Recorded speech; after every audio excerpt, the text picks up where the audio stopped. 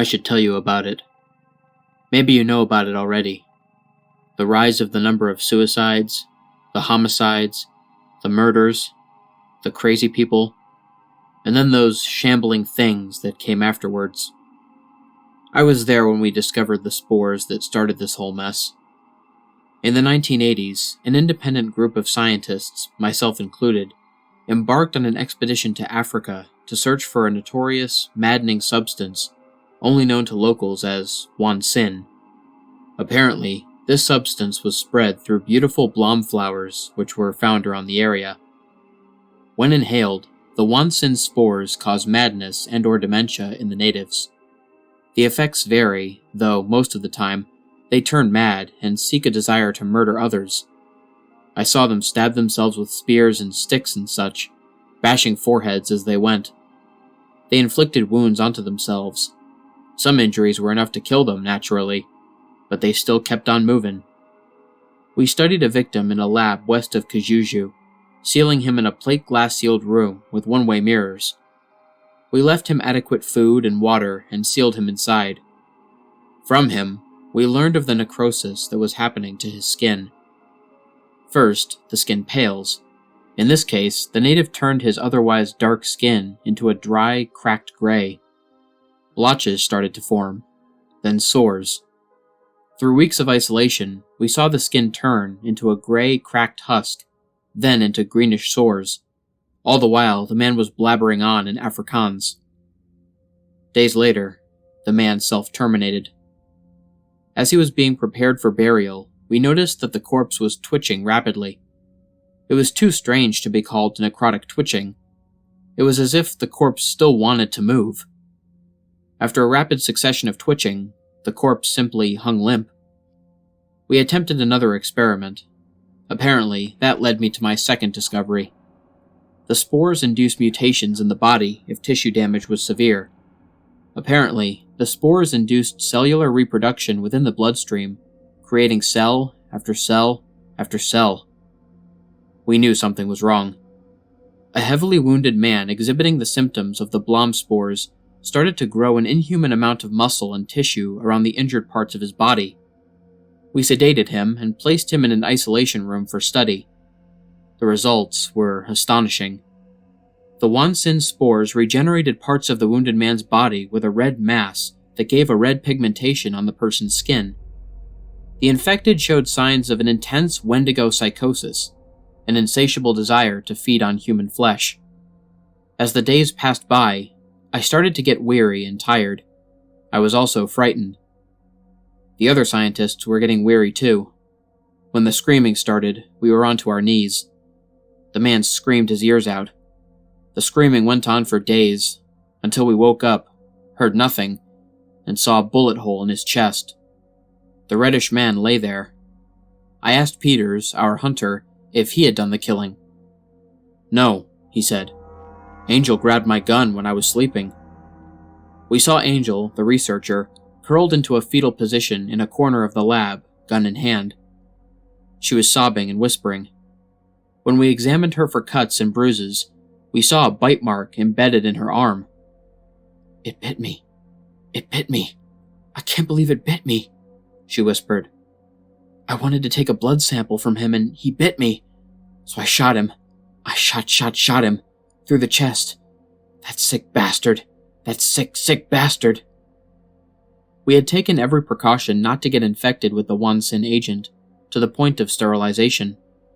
Angel was obviously harboring the stage 1 symptoms of the wansin complex.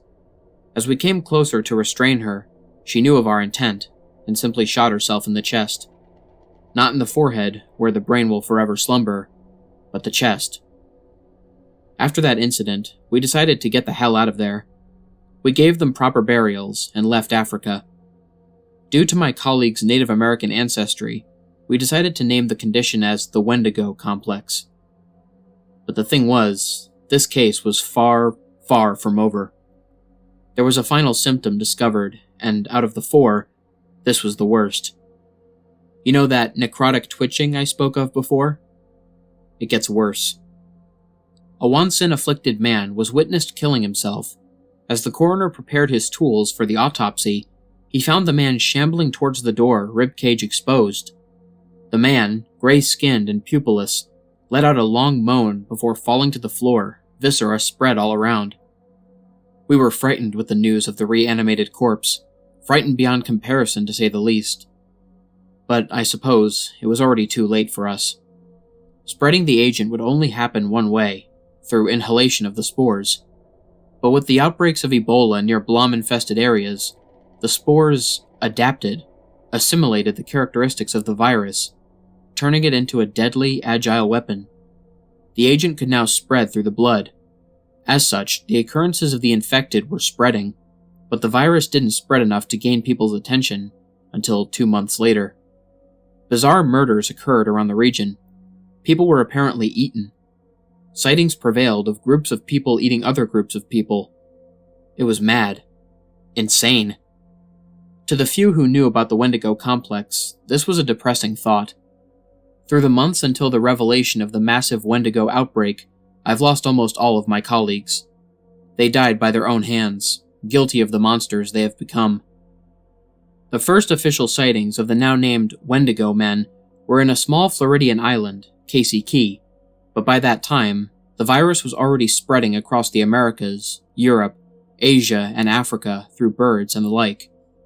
Innocent people around the world became insane. The Wendigo men didn't stay for long, but their slow, shambling relatives took their place. We, the remaining scientists who first discovered the Wendigo virus, hesitated to call them what they really were. The living dead. Just like in the movies. The virus was smart. The whole purpose of the symptoms was to turn the person into those freaks. Apparently, the virus not only causes necrosis, but causes already dead tissue to reanimate. The Blom-Wansin spores were acting as some kind of reanimating reagent. It was terrifying to think that almost everyone in the world was shambling stupidly, craving for the flesh of the living. But the virus was airborne, and the majority of the population had turned into the Wendigo men. I don't know why I survived. The surviving group of scientists, including myself, were escorted by the convoy of the President of the United States towards an underground bunker in disguise of a farming ranch. We huddled up there, waiting for a miracle. I still remember the courageous, ambitious look on the President's face a decade ago. He was unfazed from all the horrors that happened around him. The soldiers looked up to him as a true leader of this band of Americans that were. He's dead now. Every year, his strength waned. The moans of the living dead echoed through every night we spent under that concrete bunker. One half-baked soldier grudgingly placed a microphone towards a horde of the undead. The moans echoed through the military bunker. Every year, there seemed to be that one person that flips out, and our numbers were steadily decreasing. Gradually, the beasts got in. The President, tired and weary, embraced the freaks with open arms. I killed him myself. He got a chunk of my flesh while I killed him, though. Oh, crap, I just coughed. Well, the necrovirus just spread through my lungs, I suppose. I wonder why I'm not going crazy. Just remember, when one gets infected, he is not the same person as before. The person is dead. This is just his body. Shoot him in the head. Be careful of the water, too. Drink bottled stuff. The virus is waterborne in some parts of America. What else? Necrosis. The necrovirus usually causes necrosis. I said that before, didn't I?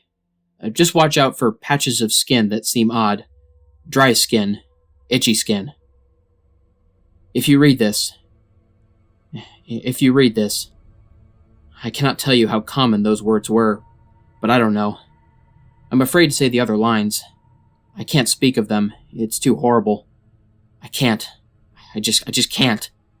What I'm going to become is 10 times worse than anything ever imagined in this world. I could feel it eating away at my body right now. I'm dying, and I can't whimper. All my strength has gone to locking myself up. It's all for you. I stocked the closet at the back with supplies, a week's worth of food, my remaining boxes of shotgun shells, pistol clips, ammo, and 10 days' worth of gas. Drive as far as Mexico, whoever you are, because they're going to spread. And then go to Antarctica. As for me, I don't know. Still, I'm dead. Deader than dead. Oh, pistol, you were always there for me. Its muzzle was caked with blood. I tried to shoot myself in the head just a few hours ago, but I decided not to. I had shot one of those things in the face first, and when I pushed the muzzle against my temple, it was still so hot that it branded the skin of my forehead with a penny-shaped hole. I winced a bit from the pain, though I thought of you, and I guess my pain didn't matter anymore. What mattered was the pain I'm going to cause to you. I don't know how you... There goes my uvula. Look at that thing, throbbing its last. It doesn't even hurt a bit, even though blood just wells inside my mouth. I just need a little water or something. I'll wash that off. I'm so itchy, damn it. My right arm is all dry and patchy at parts. Wait, I have to scratch. There, itchy gone. I mean, the itch is gone. Maybe I'll just sit here and wait for it to get me. I can't pull the trigger. I want to die, but I can't. People. Upstairs. Not dead. I see. I scratch. Itchy, not gone. Scratch. Itchy, not gone. People. Taste people. Tasty people. Might as well go there and eat them. Go there and eat them. The dead don't come to me. I eat them. Eat the dead don't come to me.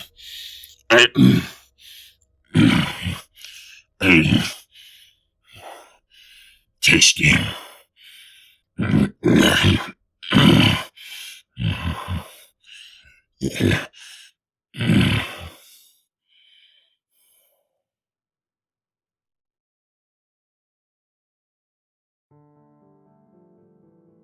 What's up, everybody?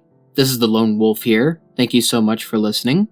I hope you guys enjoyed my narration of Necrosis. If you did, please feel free to like, share, and subscribe, especially if you're new to my channel. Hit that bell for notifications and join the Lone Wolf Pack. If anybody wishes to reach out to me regarding personal stories, recommendations, advice about the channel, or just to say hello, feel free to leave a comment on any of my videos or send me a DM on any of my social media platforms. There will be links to my email, my Twitter, my Discord server, and my Instagram in the description. For anybody interested in the music, all the tracks used in this video will be listed in the description below, along with links to the artists that created them. Until next time, stay spooky. And remember, the hunt begins when the moon is full. See you soon.